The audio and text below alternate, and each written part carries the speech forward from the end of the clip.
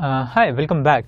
So far we have seen some of the basic properties of functions, which include what a function is, a domain, range, and also some functions such as sine and cosine, their plots, and a tan function which comes out of sine and cosine, and some interesting problems using these concepts.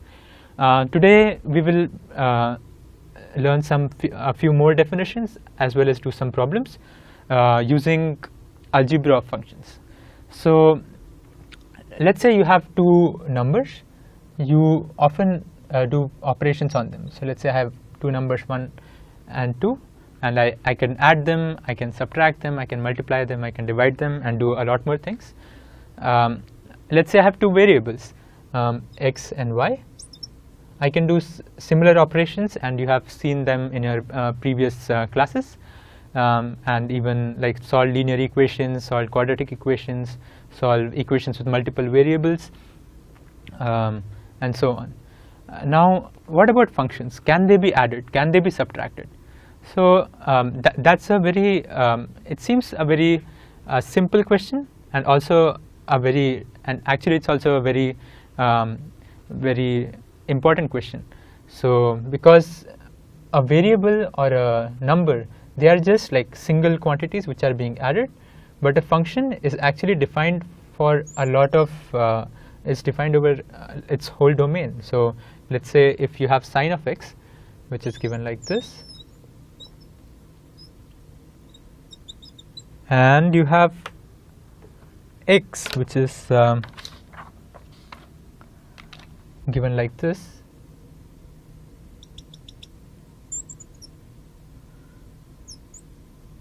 and they obviously extend to the negative axis as well, but I'm not drawing them.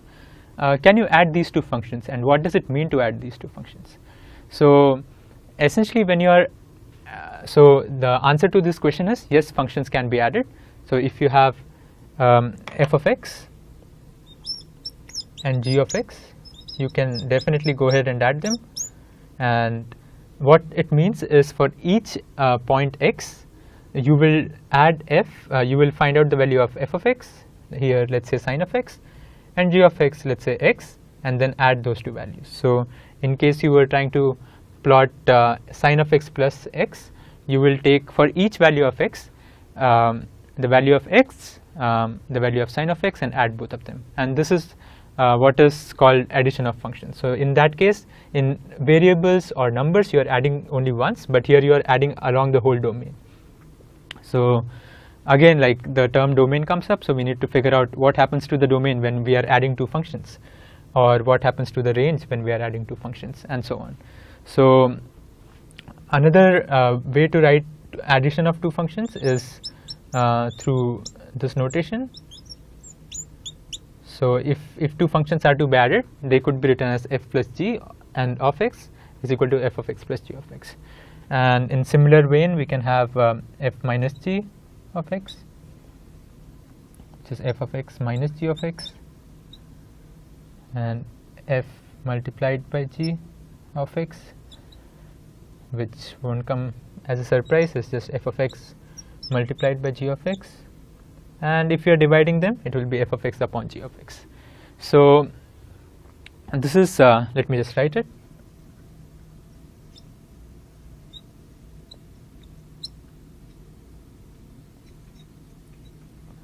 So some of you might be thinking that oh, these rules seem obvious, and what's the point of studying them? And to some extent you are true, you are correct, that these rules are fairly intuitive, that f plus g of x should be f of x plus g of x. But if you see like how theory of mathematics is developed, it is very important to think about them carefully and see if these actually hold. So like how sum between two numbers hold, sum between two variables hold, does this hold too? And you need to properly define it. And here in this case, let's say for a summation, what we saw was that we will add these two for each value of x along the domain of this function. So it's just not simply addition, but addition of two functions. So we have to be careful where it is defined or not. So that's why we are putting some special emphasis on it, and also we'll see some of the problems where these concepts are required. So let's consider an example.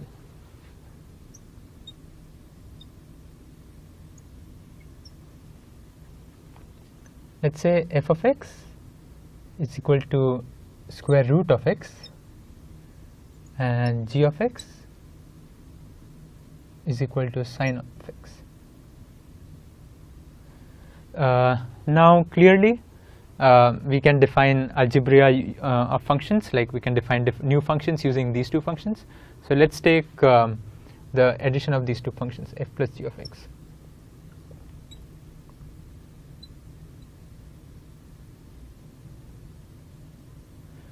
Now clearly the first question is, when we define a function, we also define its domain. So this addition is only defined over the domain of this function. So we can call this function h of x. So this summation, this addition of these two functions is only defined over domain of h of x. And how do we compute the domain of sum of two functions? So again, the rules are very intuitive. For h of x to be defined, f of x has to be defined and g of x has to be defined. And when will f of x be defined? So for h of x to be defined, both f and g have to be defined.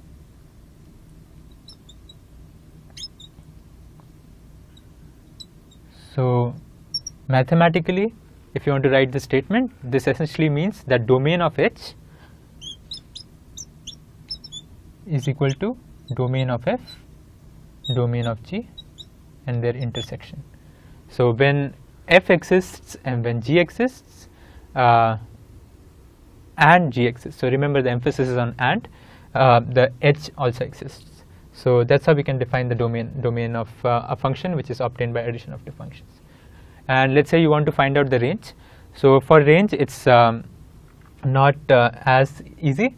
So you have to take each function case by case, try to see how the functions interact, because it can sometimes be very interesting. So for instance, let's take another example, which is like a very trivial example. So let's say f of x is equal to x and g of x is equal to minus x. And if you are adding these two functions, the resulting function is 0. Clearly 0 is a function which is defined over the whole real line. And if you are unsure why that is correct, just think about it. 0 is a constant function which, irrespective of the value of x, is always 0. So domain of a constant function is the whole real line. So remember this fact. So domain of this is not just 0, it's the whole real line.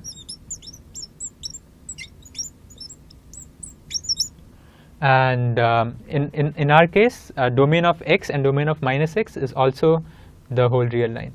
So so here again, like, this intersection holds, but sometimes it can become interesting. But if a function is given of the form f plus g of x, then, and you are doing addition, the domain you can find out using this, and the range can be find out. You have to find out case by case basis. So here the range is just 0, just the single element 0. So it again depends on case by case basis.